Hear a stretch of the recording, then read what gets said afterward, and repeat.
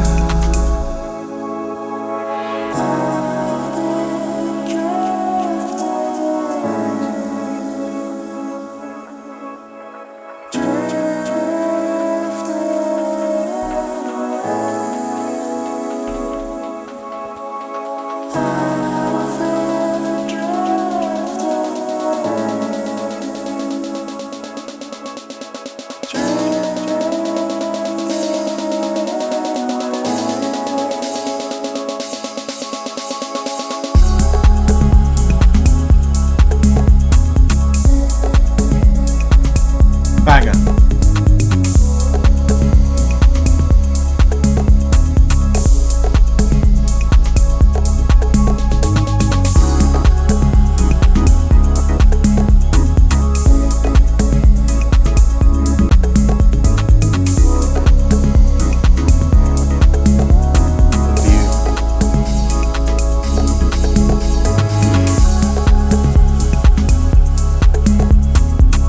Not bad, eh? Not bad. As with everything on this album, I'm very proud of it. It's a good track, like no nonsense house music, good vocal, catchy bass line, not overcrowded with elements, but what's in there, it slaps. We'll start with these little reverse sounds that come in. I made all of these. I'll create a sound, bounce it down with a ton of reverb and delay on the sound, and then I'll reverse it as an audio file, so it creates this nice, like, washy, out of nowhere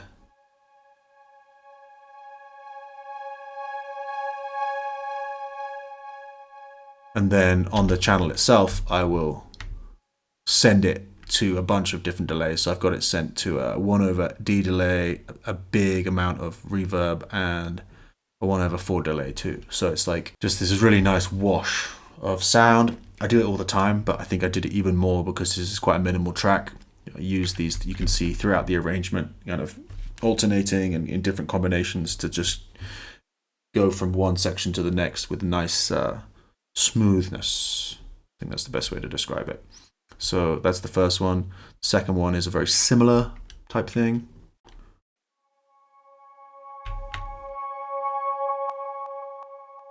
Even left a nice little audio pop on the end there just to show how professional I am. And then there's the third one. And where these two were just synths, that one is, as you can probably tell, is harmonies of mine that I've maybe, I think in a different version, I used those. Yeah, in a different version, I had some extra harmonies. And so that's been chopped up and then delayed and turned into a audio tail and then reversed like the others, but it's just with my vocal harmonies. So yeah, the combined effect of all these together is this kind of cool wash.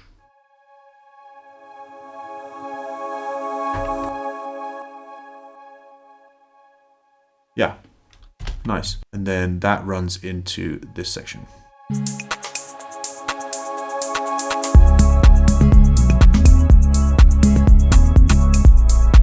Okay, so starting kick drum.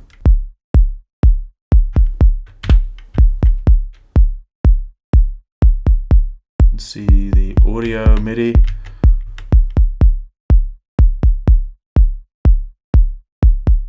So you notice in the MIDI, like all the off beat, all the ones that aren't on the beat are slightly lower. You can see the on the bottom here, the velocity line, but you can also see it in Logic. It shows up as a different color as well. So just like those offbeat kicks that to keep the beat rolling, they're just lower so they don't clash with all the other things that are going on. These synth toms, they're mostly accents, and with the kick drum, it's quite a combination. They're pretty fat together.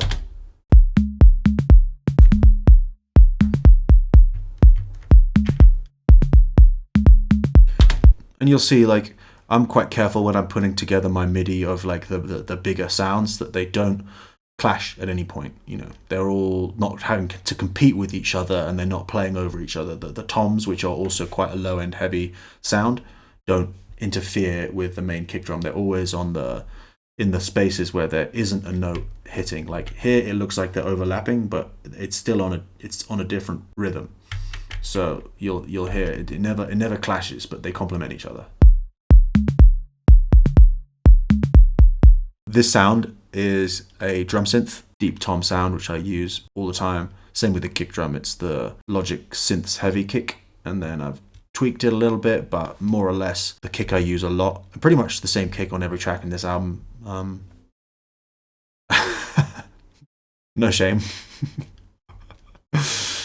It's like, you know, when you listen to your favorite band, the chances are they use the same drum kit for the whole album in the same studio. So like, it's not like, I used to think it was a cardinal sin to not use, you know, to use the same sound ever in tracks, you know, following one another. And then I realized like that's not what determines whether it's a good song or not. I actually was very intentional about using a lot of the same sounds across this album so that there was a huge, you know, that it felt like a cohesive piece of work. It wasn't just because I was being lazy, I swear. I wanted that 909 classic sound, classic claps, classic toms, classic kit, and then around that I built everything new and different. But the core is pretty similar throughout the album, which I think makes it like flow really well, and like I said, makes it pretty cohesive. Anyway, I'm waffling, but that's kind of the point of these videos. The next thing we have is a synth clap.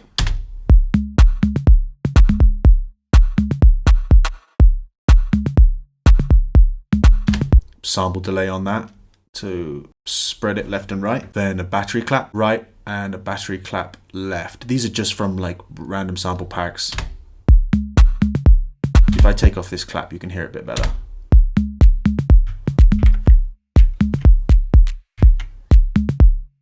If I solo them, you can hear them by themselves.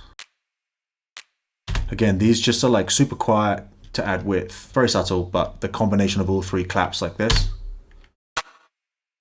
makes it a very full sound. And then there's just this one percussive element. But yeah, so here's all of that together.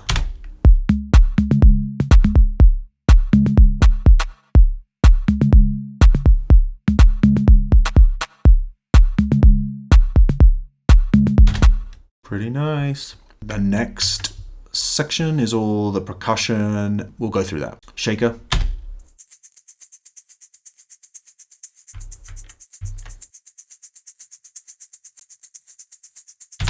The classic shaker. Where is it? I've just moved into a new studio, so I don't know where the shaker is. This is typically the moment where I'd go like that with the shaker, but I can't find it. I at least can't see it. I use the shaker on everything. It's just such a good way to get a quick organic human sound. I'd have flex timed it and quantized it, and you'll see when I open up like this, you can see all the individual lines. It's so easy to do. You just hit that, choose the type you want. I go for slicing, and then up here in the left you hit the quantize amount. But yeah, so that just keeps it nice and tidy, but it does a lot. Like if you bring that in with the things that we've just heard,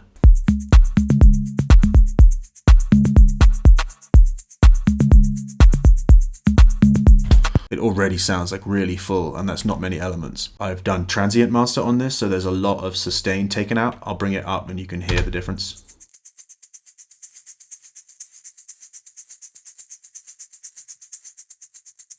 Just makes it way, way tighter. So that's the original recording. And then that's the, with the transient master applied, really tightens it up. Tight. Tight, tight, tight. Tight like a tiger. LFO tool is here. It's not to make it pump, it's just to help the kick with everything combined. I was like really pushing what was allowed, so I was helping the transient by bringing the transient on the one like way, way down, but you still can hear it. Like if I turn this off,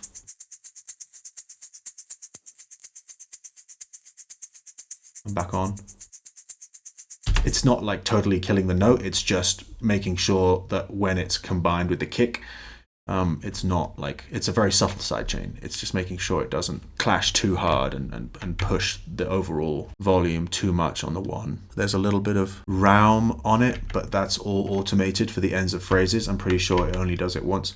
I'm pretty sure it does it in this area here. Yeah, it'll just do an automated going from dry to wet, so that in the transition it kind of turns into an effect.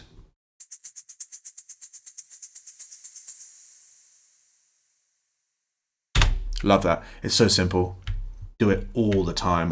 You can see I've done it here again on the other transition into the breakdown here. Just such an easy way to create like movement between sections.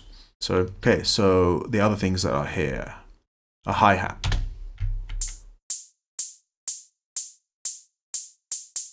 Pretty simple. That is a drum synth hi-hat again. I've used it a lot. Yeah, I've done some automation. The release is coming up. So basically when the rides come, the release comes up just to add more energy to the beat. From here, you'll hear the change, which is cool. And here you're getting like an open hat. You see the decay moving.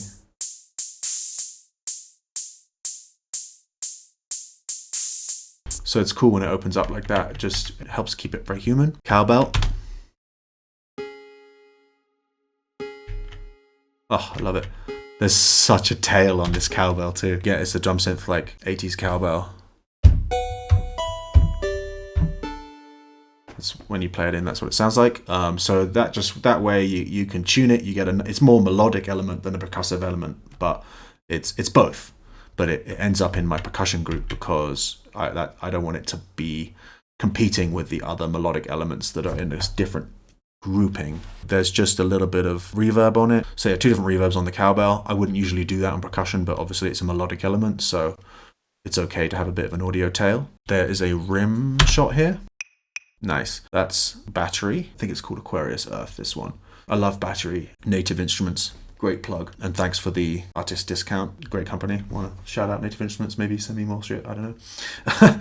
But I got the platinum thingy pack, so I've just got so many different like kits in here. That honestly, like what I usually do is just like randomly scroll and then like click one and then play around and see if I find something. And if I don't find something, I'll just randomly scroll and like randomly pick one. Because there's so many sounds, and just like I have every pack Native Instruments has ever made. I lean on battery a lot in my creative process. I'm going a bit off topic, but whatever. If you can type in the samples, you can literally type in like C minor, and then you get all these cool sounds.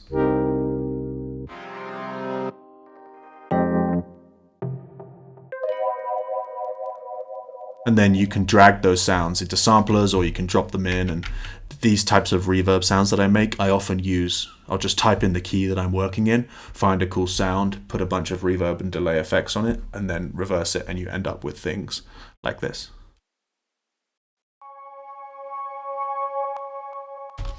So yeah, battery is amazing. Its flexibility as a tool, like it's great. I honestly, before I used battery, I would use just audio for all of my drum samples, and I would drag them all in place and never use MIDI.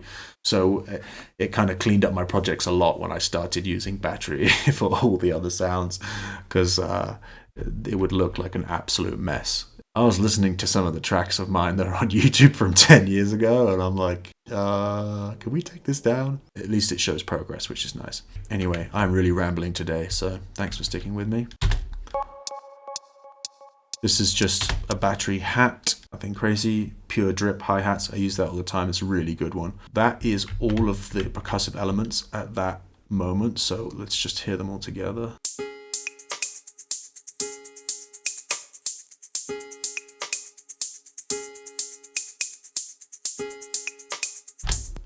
Oh yeah, did I cut out this little snare accent thing? Maybe I did. Yeah, apologies. This is just classic rim snare.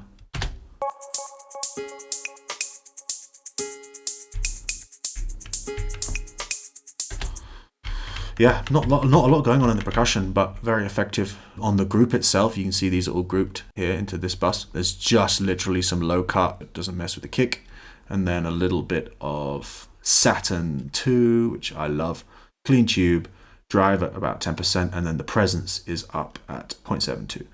Presence just like makes it crispier. Every song you sort of end up with a slightly different amount of high-end crispiness depending on just how you were mixing during the process. So it's very easy when you've got them all grouped to sort of play with the presence and match the presence of the higher elements with whatever else you're referencing. I'll pick the most banging mix off the album and then use that as the reference. So in this case, I'm pretty sure Gateway was the golden child, and I had it finished earlier because I pretty much wrote the album in sequence. Gateway, I was like, oh, this mix slaps like really hard, and everything sits how I want it to. I used that as the bass line and make sure everything like was as full and present, as crispy and as loud and as bassy as that particular track.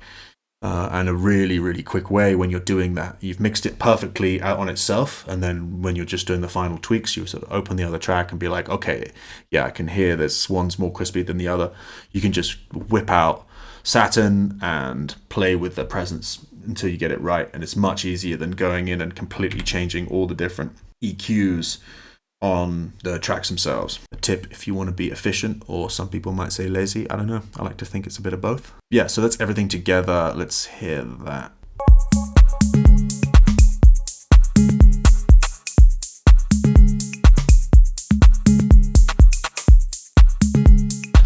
Nice. Yeah, the one thing that's running throughout the track is this cool ambient note.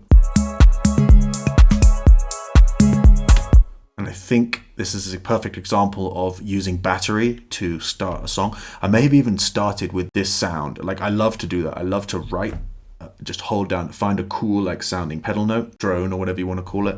Classical music, they would call it a pedal note. And then write cool things around it. A lot of the tunes were started that way because it's just a really nice way to write. There's many different ways I'll start songs, but lately it's been a really fun way is to find a cool pad sound or cool sound and drop it into a sampler. What I did was go into battery, find a cool pad, just typed in pad. So yeah, ambience mainline 2, drop the sound into quick sampler, and then you'll see it just loops around.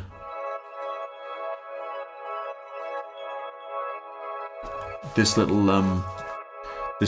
button here like will loop the thing back to the start. So if you held it, it would just go forever. And yeah, there's nothing crazy sound design on that either. There's just a bunch of low cut, because I think without it, it's got quite a big low end. Oh yeah.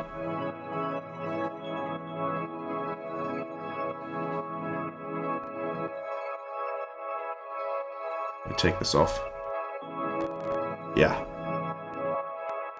And then there's an LFO tool that's just making a nice like automated sidechain pump. Honestly, it's one of the coolest. Like, I think it's $50, this plugin. It slays, and it's way more powerful than people realize. Like, if you go delving into this preset section, like there's all sorts of crazy rhythmic things you can do that just like, let me load one so you can see like what's that about, you know?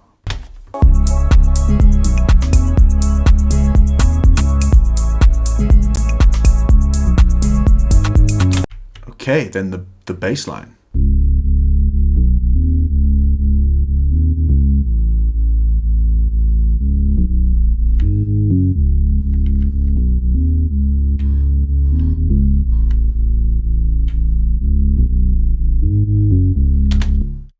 Pretty mean. It just like doesn't sound that mean when it's in the mix.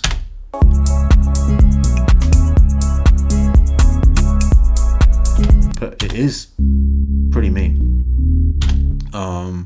So we'll break down what's happening in the bass one by one, because I love to layer them to get like a much fuller sound. There's just one sub.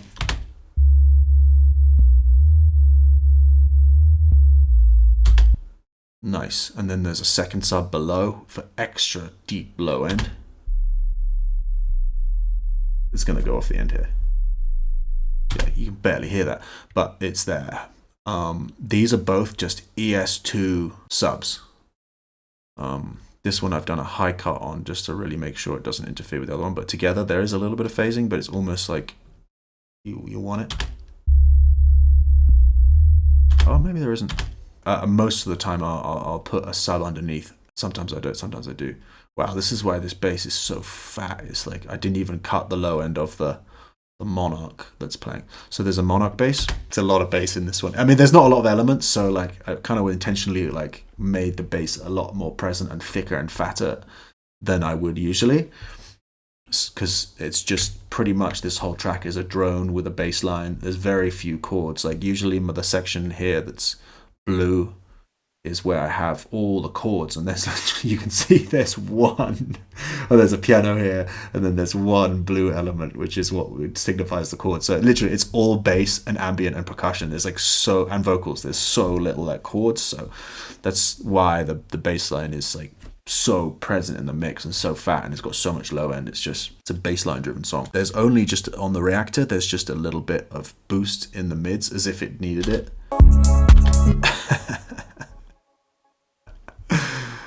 Oh my god. Because there's not much going on in the chords, like I was saying, like it's taking up more of the frequency spectrum. Typically that octave where you see where it's hitting, I would scoop a lot of this down and suppress a lot of this kind of frequency in the bass, so that the low end of the chords aren't having to compete. But there's no chords in this track, so I've been doing the opposite and adding elements to make sure that like this area of the mix isn't just empty. So here I've also added the classic house like fifth, like a lot of basses in the old school house days like have that fifth built in, and it was pitched around. Oh my god.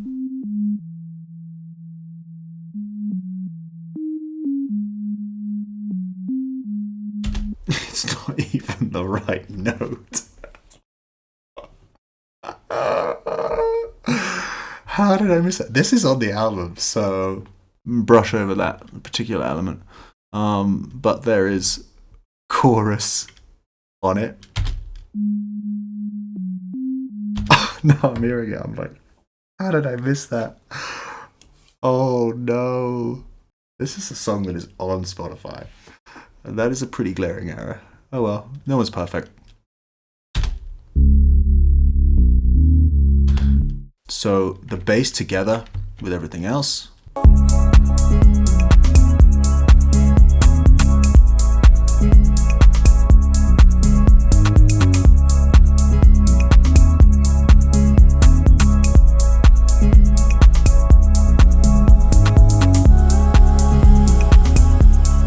I swear, like now I'm hearing it, like I can't not hear it, but I'm gonna have to listen to the album version and double check that.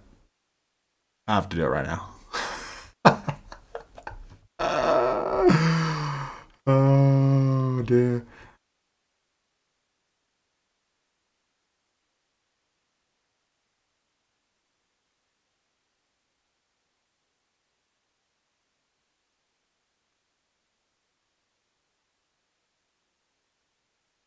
Let's pray. Oh, it's in there. Okay. Okay. Well, I could resubmit it and fix it, but I'm not gonna. Just made my own grave with that one. That's all of the elements that are in the track at that point.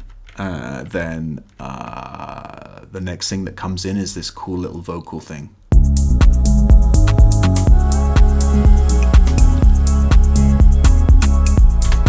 So this is just me on the mic doing my thing. And there's so much delay and extra stuff going on. So I've got Isotope Nectar, which is just doing auto pitching. And then I've got JJP Vocals, which is a Waves plugin. I love this. I've even made my own preset in it called London. It's compressing, it's de-essing, it's bringing the lows and highs down a little bit. And then this magical slider here is where the real source comes. Like if I bring the magic down,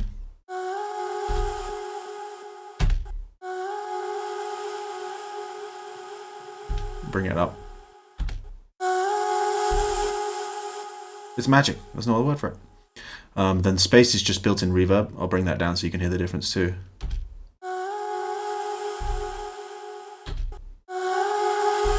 It's like it's a really nice like stereo space. But yeah, JJP, use it on everything, every vocal. It's got it. It does what you would usually put like so many more plugins on your vocal chain, and you can just kind of it's a one-stop shop for everything. It's great because it's been my trusty companion over the years. Cut out low end on this. I've tried to increase this little void. Hasn't done much. And then there's built-in delay.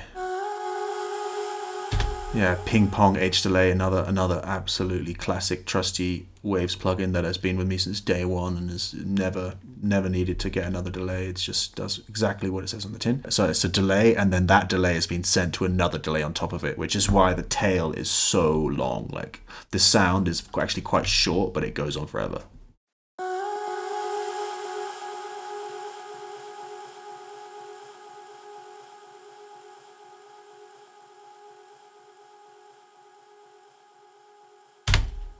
It would go on for a long time. Yeah, and then there's just some Realm reverb, great Native Instruments plugin. This other one is the exact same sound, just pitched down an octave. Oh, not an octave, a fifth. Down a fifth with 7 semitones. And then the formant as well has been shifted down. I'll show you what it sounds like when you just do, if you don't do the formant, it sounds really weird.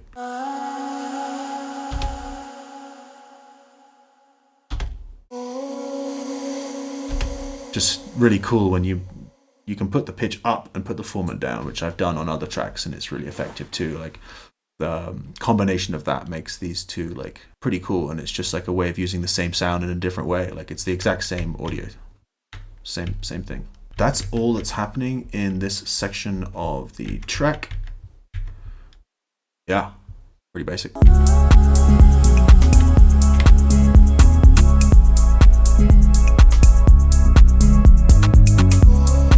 I'm gonna let it keep playing.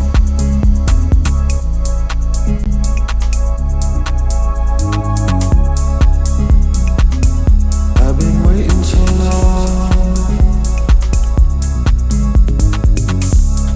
In this section, when the vocals come in, we've also got these rides.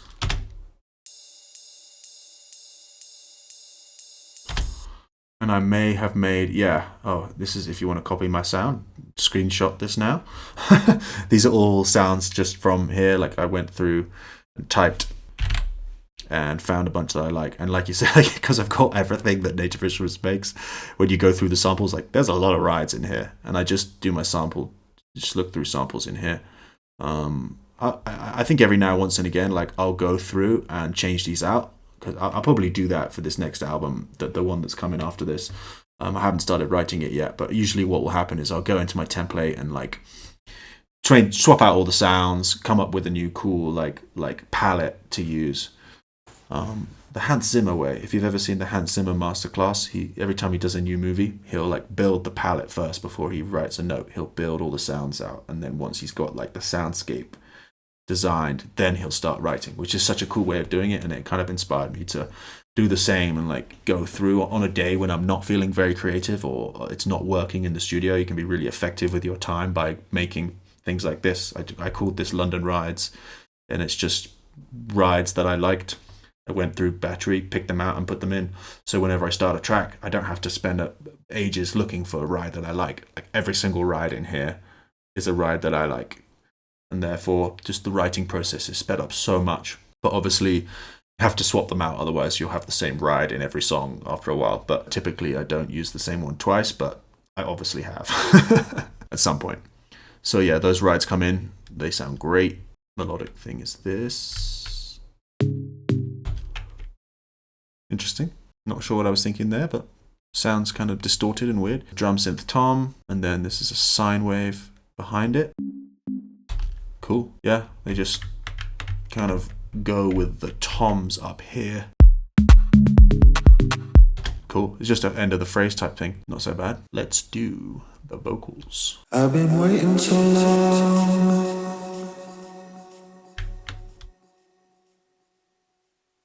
waiting for the one.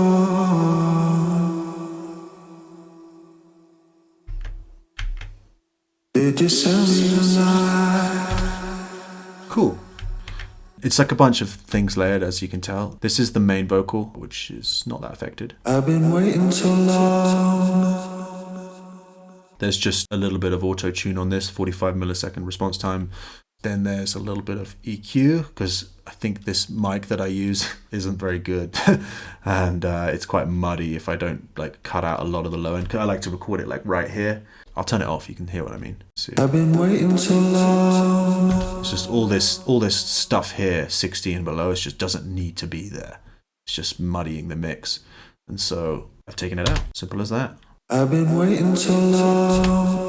And to my ear, hasn't lost anything by taking out everything below 128. Yeah, there's JJP vocals on, which I showed you earlier. The Magic is cranked. I wouldn't usually go that high, and the de-esser and the compressor is both like cranked way more than I usually would, but that's probably because I did like have it like right here and I needed to control it. That is then layered in with the octave up. It's pitched up an octave, but the formant is pitched down, so it sounds higher, but like it's as if you've pitched it down. It's like a zoo does it a lot. Combined together, it does a lot. It has this kind of weird ethereal vibe to it. So again, I've just put JJP on it, slightly less aggressive compression and slightly less magic and stuff like that, but similar treatment. And then the main thing I've done is just stereo spread it a ton. If you look for this, if you look at the vector scope, you'll see it. So it's just like spread everywhere in the mix. But the main vocal is down the middle. I've been waiting so long. So if you're in headphones, you'll really hear that. Like the it's like really present, but the main vocal is just like right in the center. And then this is like adding presence in the mix and also just like weird harmonics and cool vibes. These are just tracking. Oh, cool. And I did this actually up the octave. So that's auto-tuned, but that's me singing like up the octave. I've been waiting so long. Like, again, not a great take, but whatever. Same. Oh, that's cool. Like, that's different. Usually I would track it in at the same octave, but I did the tracking vocals up the octave. Yeah, it's cool. Has a cool effect. So you combine that with the main. I've been waiting so long. Like, yeah, you can barely hear it, but it makes this vocal sound so much richer. There's no real effects on these. They've just got a bit of auto-tune, the JJP, and some, again, the channel EQ pretty much copied from the original vocal to cut out the mud. But yeah, this is what all the vocals sound like layered in together. We've heard it before, but now you've heard all the individual elements. It's worth hearing it one more time. I've been waiting so long. vibes. Okay, yeah, and then it carries on. Let's just do it so you can hear the transition into the little breakdown here. It descends alive.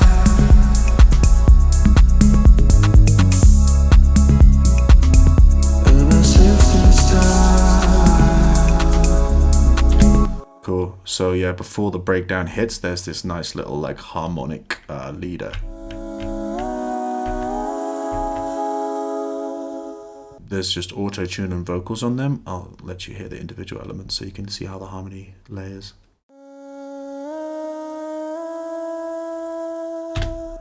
Harmony 1. And then one more harmony.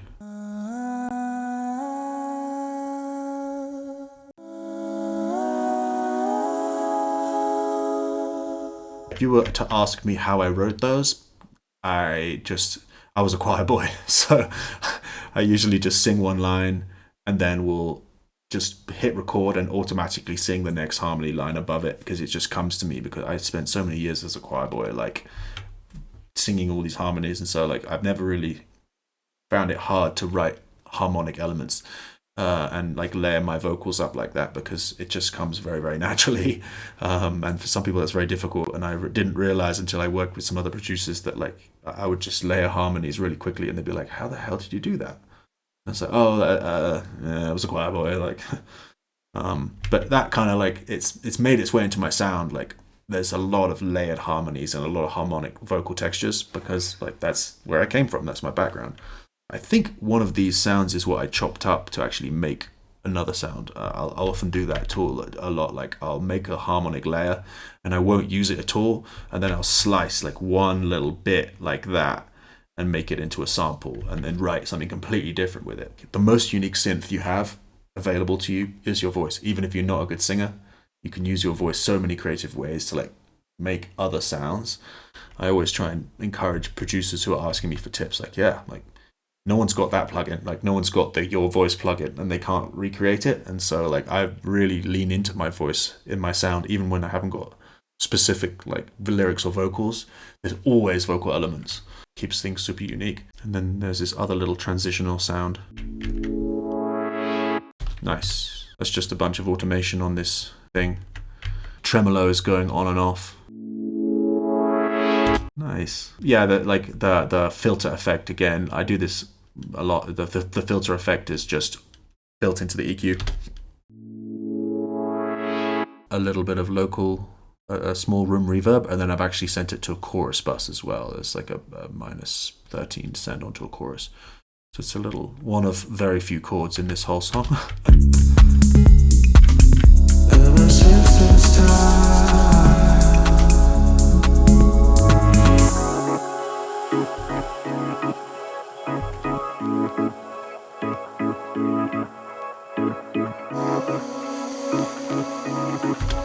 Okay, yeah, so the obvious thing that comes in is this cheeky little B3 sound.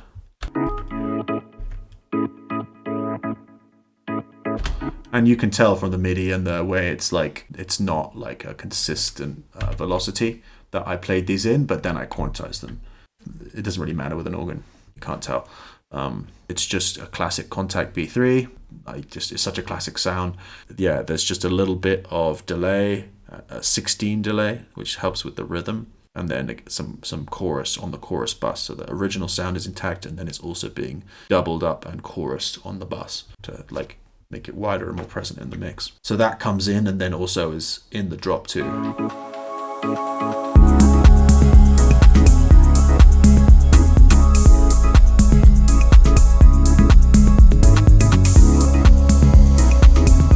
It's just one element, but because there's no chords in the rest of the song, it does so much to bring it in. The only other thing in the breakdown is I've got this intro loop, which is essentially just bounced down the beat, and I've put Bit Crusher on it, and I've put Realm on it, and then I've automated EQ to like slowly open it up. You see it's gradually opening up.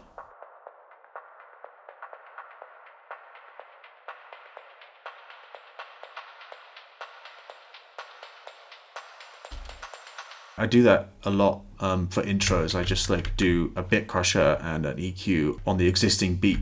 Cool. We've almost covered everything at this point. I'll skip to the second breakdown because there's another verse here, but it's pretty much, as you can see from the arrangement, almost identical. The only thing that does come in is this triangle.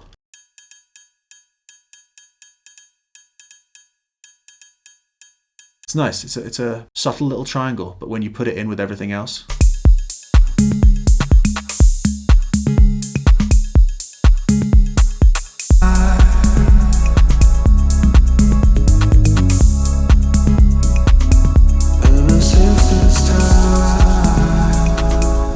so now we've got the verse. Actually, it's not really a verse. It's like a bridge. These are the verse. This is the bridge. This is the vocal.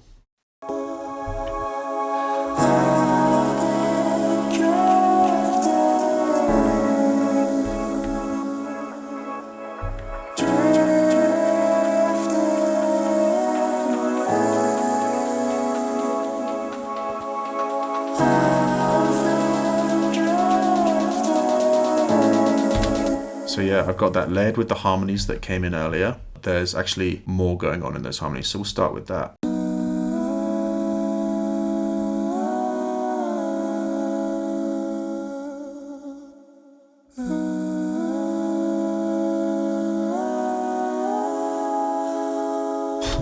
The vocal producers amongst you will note that the timings don't exactly line up. But because it's in a breakdown, it doesn't really matter. Like sometimes I'll be really anal about the timings, making sure that all the notes move at the same time. Quite a lot of the time I'll do that, but in this instance, it didn't really seem like a big deal to leave it how it was, because it was close enough, and there's sort of some sort of human charm to not having it perfectly aligned. Not the same approach can be said for the main vocals, but these are background harmonies. It's just when you solo them, you can kind of hear them changing, not perfectly. As you can tell, perfection is something I gave up on a long time ago.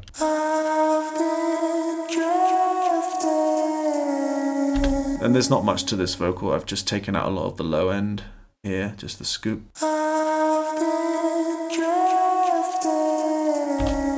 I've got a bit of auto-tune on it, a bit of JJP vocals, and some EQ, nothing crazy. This is the same thing, just tracked left.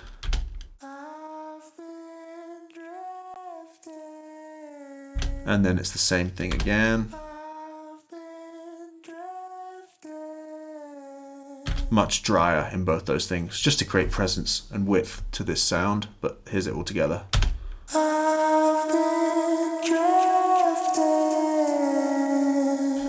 And I think with the nice, with the harmonies together, it's a pretty nice combination.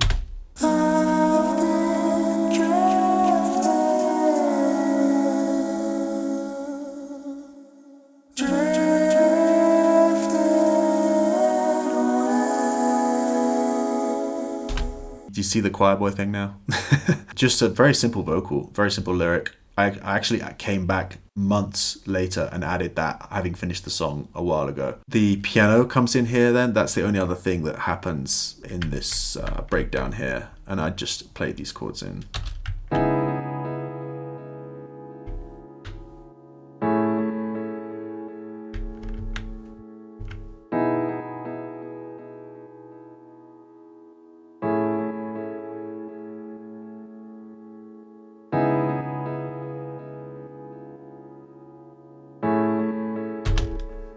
Nothing like a little bit of tasty piano. Contact patch, I'm pretty sure it's the Gentleman. Yep, it's the Gentleman. Really nice upright kind of sounding piano, nice and crisp. And then just a bit of compression on it and quite a lot of EQing, quite a lot of like high boosts, just to get it closer to that like dance piano sound that everyone loves. Really high, crispy piano that like cuts through the mix. But yeah, here's everything in that build up.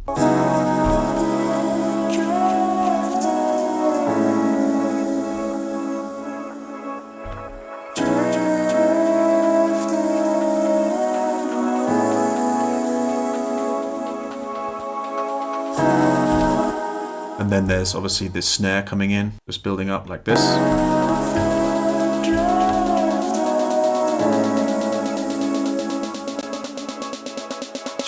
It's the longest snare roll of all time.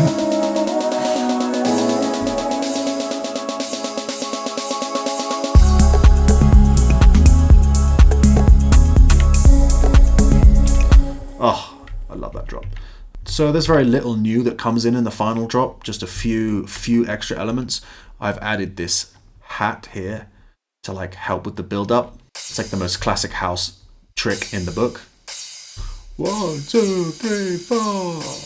Yeah, the only other things that come in the drop are these little hand drums. If you've seen my videos before, you'll recognize these. Very useful. I use them a lot on the album and all the time because they sound great. So I've just recorded those.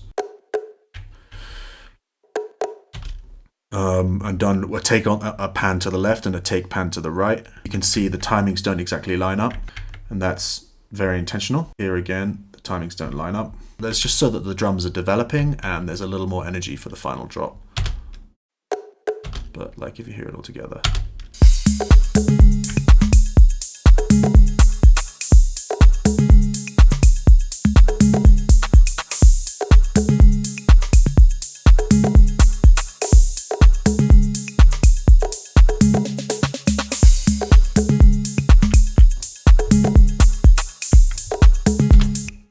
Vibes, absolute vibes. The final little thing that comes in is the vocal chop. So I'll play it and then I'll play it in context and I'll play it out of context.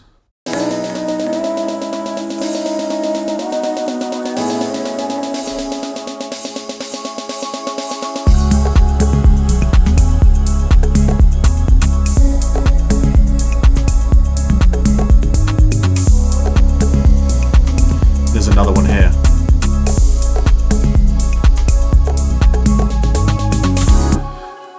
So, very simple. I've just taken the end of this phrase, drifting away, and I'll just chop that up. Like if I open it up, you'll hear the rest of the song, the rest of the phrase. Whoa, whoa. So I've bounced that down into a new audio file and then taken the chop out of it and put it in this thing with a bunch of reverb and delay. So when you hear it by itself.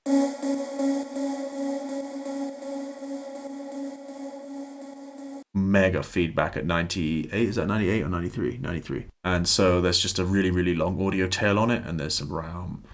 And then I've done the same thing here, but I've pitched it down an octave.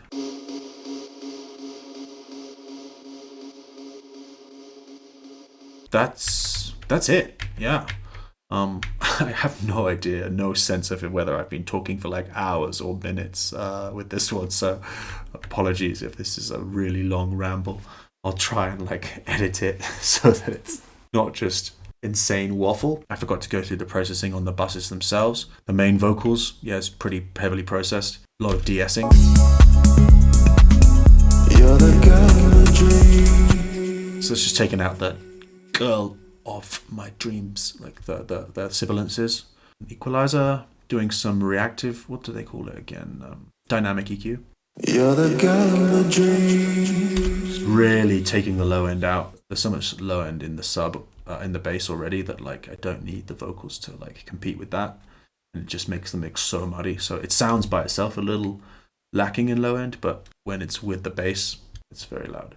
You're the girl of my dreams. Yeah, point illustrated. Then there's just channel EQ, solid bus, which is like a bus compressor, melds those four sounds together. You're the girl of my dreams. And you'll see like it's only doing like 1 to 2 dB of compression. It's more of like a glue than a dynamic control type situation. And there's LFO tool on it. Same thing I did with the shaker, so it's not competing with the kick. It's just kind of cutting off the beginning of each bar. Not bar, beat, sorry. You're the girl of my dreams. But it's subtle as you can barely hear it. That's what's going on the vocal group bus. The bass has a similar situation. There's in reverse. There's a harder version of that sidechain, not for pumping but for control. The same thing, like just a big boost for the mid range. Like I said earlier, like there's very few chords, so boosting where the chords would usually be, the lower end of the chords would be, like helps there be more like melodic presence in the mix without there being anything really going on in that area of the frequencies. Yeah, the ambient bus, nothing going on there, and I've already shown the percussion bus. So yeah, there's not a crazy amount. I've got Oxford Inflator on the drum bus when it's cranked.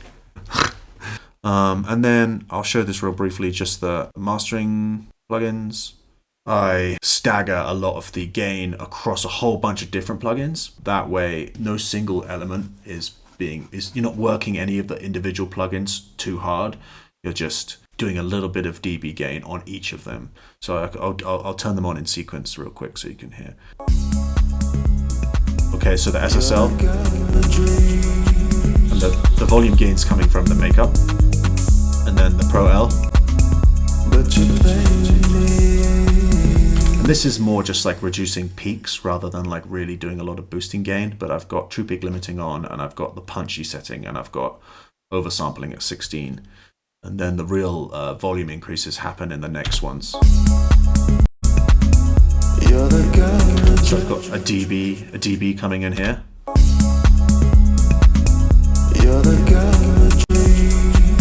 And I've got another dB coming in here in the AOM visible limiter. And then I've got the Oxford Inflator pushing 20%.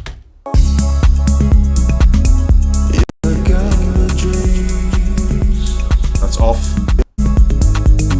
That's on.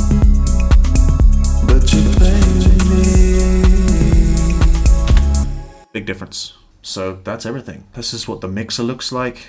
You know, not a huge, like the blue is all the plugins, not a huge amount. I used to literally think that unless these were just like absolutely stacked with different plugins that you weren't mixing properly, but honestly, just panning things and putting things in groups and treating the groups intelligently can do a lot when you don't need to like use a ton of plugins. Like less is more, and I don't like to compress unless I have to, so I don't feel the need to compress everything, which like some people do. And yeah, that sacrifices like slightly a little bit of loudness at the end of the day, but I'd rather have it like be not crunchy and over pushed and like rich than just like the fattest possible loudest mix.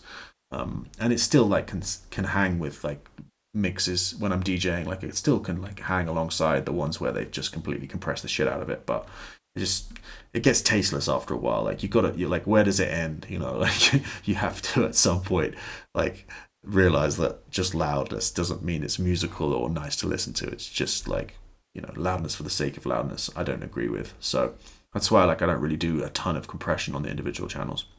Anyway, wow, I've been waffling on. Yeah, like if you enjoyed this, subscribe. If you have any song requests or tracks of mine that you like and you want me to break down in this fashion, like get in touch, like comment and let me know. Besides that, I will see you on the next one, and I hope you enjoyed it. Goodbye.